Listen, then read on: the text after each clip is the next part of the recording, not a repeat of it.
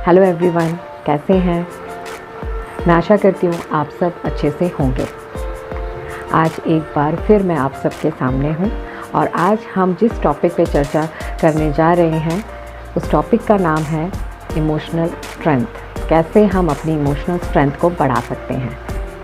इससे पहले एक और चीज़, आप सबको धन्यवाद। Thank you for your lovely support.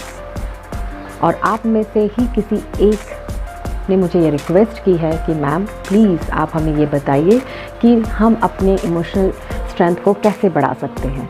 तो आज मैं उन्हीं की प्रॉब्लम को लेते हुए आज कुछ टिप्स दूंगी जो शायद सबके काम आ सके, क्योंकि आज की दौर में इमोशंस को कंट्रोल करना और इमोशनल स्ट्रेंथ को बढ़ाना ये सबसे बड़ी प्रॉब्लम है। कैसे, है ना? तो सबसे पहले हम जान लेते हैं इमोशंस होते क्या हैं। जब हम अपनी फीलिंग्स को किसी दूसरे के सामने शेयर करते हैं तो हम इमोशंस यूज़ करते हैं। वैसे तो इमोशंस बहुत सारे हैं, लेकिन जो मेन इमोशंस हैं वो 6 टाइप्स के होते हैं। वो है fear, anger, affection, anxiety, curiosity. ये 6 इमोशंस हम अपनी लाइफ में अक्सर यूज़ करते हैं, अलग अलग इंसानों के साथ, अलग अलग सिचुएशन में। मैंने सही कहा ना? तो आज मैं आपको बताऊंगी कि हम अपने इमोशंस को कैसे कंट्रोल कर सकते हैं या उन्हें इंक्रीज़ कर सकते हैं, उनकी स्ट्रेंथ बढ़ा सकते हैं। तो मैं आपको कुछ टिप्स देने जा रही हूँ, प्लीज़ इसे ध्यान से सुनिए, ये आपके बहुत काम आने वाले हैं। Tips number 1, set boundaries. हमेशा हमें दूसरों के साथ एक बाउंड्री बनाकर रखना चाहिए। जितना आप अपनी फीलिंग किसी के साथ शेयर करते हैं उतना ही वो इंसान आपकी लाइफ में इंटरफेयर करता चला जाता है। इसीलिए बाउंड्री बनाना हमारा काम है। कौन सी चीज़ हमें कितनी बतानी है, कितनी नहीं बतानी है, इस चीज़ का हमेशा हमें ध्यान रखना है। Don't fair the past. हमारे पास्ट में हमारे साथ या किसी और के साथ कुछ हुआ है, उस सिचुएशन को ऑलवेज अपने दिमाग पर हावी ना होने दें। नहीं तो अक्सर क्या होता है, जो प्रीवियस पास्ट है वो हमारे प्रेजेंट में और फ्यूचर में हमें इमोशनली वीक करता चला जाता है। किसी के साथ हुआ है, ऐसा कहीं ज़रूरी नहीं कि वो आपके साथ भी होगा। तीसरा है रीच आउट। अगर आप किसी सिचुएशन यानी आप किसी गोल पर पहुंचते हैं, वो पॉजिटिव हो या नेगेटिव, वो तभी पता चलेगा। और मैं जानती हूँ कि हर गोल के पीछे कुछ ना कुछ पॉजिटिव होता है, इसलिए नेगेटिव चीज़ों को आप नज़रअंदाज कीजिए। तीसरा है प्रैक्टिस माइंडफुलनेस। Practice mindfulness. मैंने इतने उसे क्यों कहा? क्योंकि माइंड में जब तक आप पॉजिटिव थॉट रखेंगे तो हर चीज़ पॉजिटिव होगी। कहा जाता है कि अगर हम पॉजिटिव सोचते हैं तो पॉजिटिव होता है। अगर आप कहीं ना कहीं नेगेटिव, अगर आपके मन में ज़रा सा भी शंका है, तो वहाँ पे आपकी सारी मेहनत पर पानी फिर जाता है ना? चलिए, 5th one, you allow yourself to be vulnerable. हमेशा मतलब allow yourself to be vulnerable. Vulnerable means कमज़ोर। अपने आप को अलाउ ही ना करो। इसके नाम से ही आपको पता चलता है कि allow yourself to be vulnerable, है ना? 6th one, learn to enjoy your own company. अच्छा है, अगर हम अपने आप में खुश रहते हैं तो हम दूसरों के से ज़्यादा इंटरेक्ट नहीं कर पाते हैं, यानी दूसरों को मौका नहीं देते हैं कि वो हमारे इमोशंस के साथ खेलें, हमें हर्ट करें। तो अच्छा है कि आप उन चीज़ों पर ध्यान दें जो चीज़ आपको अपील करती है। आप अपने आप में रहेंगे तो अपने आप में आप कॉन्फिडेंस फील करने लगोगे, आपके अंदर अपने आप सेल्फ रिस्पेक्ट डेवलप होने लगेगा। तो अच्छा है कि आप अपने आप में ही रहिए। 7th one, take care of your body. अगर आप नेगेटिव सोच रखोगे या दूसरों के द्वारा जो नेगेटिव रिस्पॉन्स आपको मिला है, अगर आप उनके बारे में बार बार सोचोगे तो उसका असर आपकी बॉडी पे पड़ने लगेगा।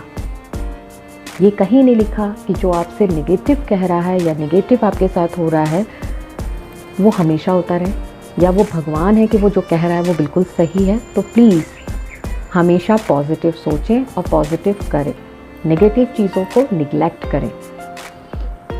8th, pay attention to how you speak to yourself. जब हम किसी से बात करते हैं तो हमें इस चीज़ का ध्यान रखना चाहिए कि हम बोल क्या रहे हैं। कई बार क्या होता है, हम बहुत कुछ कह जाते हैं और बाद में पछताते हैं। ये भी हमारे लिए नेगेटिव इम्पैक्ट है। इसीलिए प्लीज़ कहने से पहले आप सोचिए कि आप क्या कह रहे हैं। 9th, ditch the drama. कुछ एक्सीडेंट हो गया या कहीं लड़ाई चल रही है, यहाँ कुछ भी ऐसा सेंसिटिव इशू चल रहा है, वहाँ पे आप अपने आप डिच ना करें। उससे क्या होगा, नेगेटिव थॉट आपके अंदर अपने आप आ जाएंगे और आप उसमें कहीं ना कहीं सफ़र करने लगेंगे। तो प्लीज़ इन चीज़ों का ध्यान रखिए।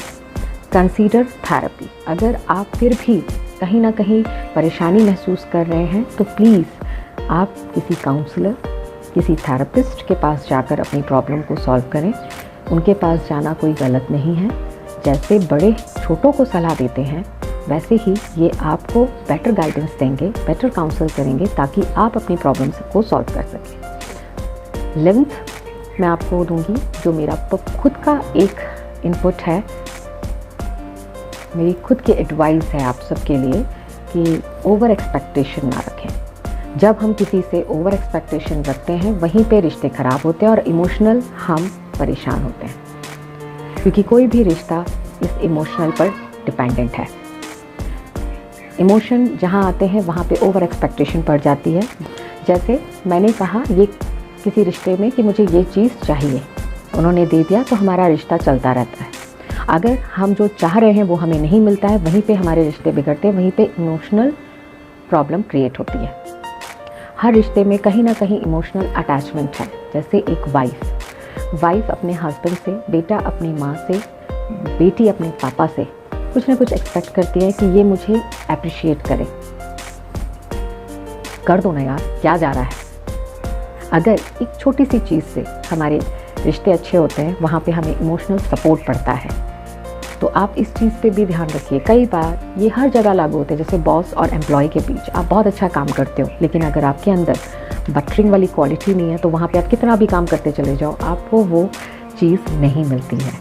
तो मैं चाहती हूँ कि एक छोटी सी टिप्स को अगर आप फॉलो करके इमोशनल स्ट्रेस से बच सकते हैं और अपने गोल को पा सकते हैं तो क्यों नहीं।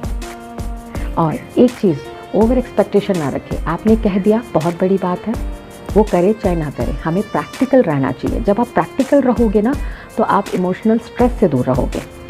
मैंने कर दिया, उसने नहीं किया तो भी ठीक है, किया तो भी ठीक है, कहीं ना कहीं आपकी बात उसको क्लिक ज़रूर करेगी। लेकिन अगर आप इमोशनली उसको प्रेशर डालेंगे और अगर वो नेगेटिव उसका रिजल्ट आया या उसने नहीं किया तो वहाँ पर क्या होगा, क्लैश।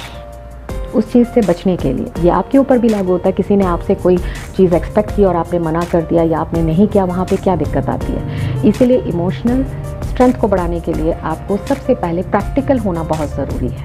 प्रैक्टिकल के साथ साथ आप जब इन टिप्स को अप्लाई करेंगे तो आप देखोगे कि आपके अंदर ऑटोमेटिकली इमोशनल स्ट्रेंथ बढ़ने लगा है, आपके इमोशंस कंट्रोल होने लगे हैं। आप ये टिप्स प्लीज़ फॉलो कीजिए और देखेंगे कि आपकी लाइफ में इमोशनल स्ट्रेस धीरे धीरे कम होता चला जाएगा और आपकी इमोशनल स्ट्रेंथ बढ़ती चली जाएगी। मैं ये नहीं कहती कि जो मैंने कहा है वो आप फॉलो कीजिए, लेकिन प्लीज़ लाइफ में प्रैक्टिकल होना बहुत ज़रूरी है। जब आप प्रैक्टिकल होते हैं तो ऑटोमेटिक हर चीज़ कंट्रोल होते हुए चली जाती है। I hope your problem will be solve. Please आप इन टिप्स को अप्लाई कीजिए और अपनों के करीब जाइए, अपनी इमोशनल स्ट्रेंथ को बढ़ाइए और इमोशनल प्रॉब्लम को कम कीजिए। अगर आपको ये वीडियो अच्छा लगा है तो प्लीज़ लाइक कीजिए, सब्सक्राइब कीजिए, बेल आइकॉन को प्रेस कीजिए ताकि आप मेरे अगले वीडियो को देख सकें।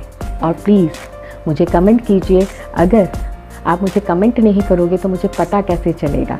अगर कोई टॉपिक आपके दिमाग में और आप चाहते हो कि मैं उस पर वीडियो बनाऊं तो प्लीज़ मुझे सजेस्ट कीजिए। Thank you.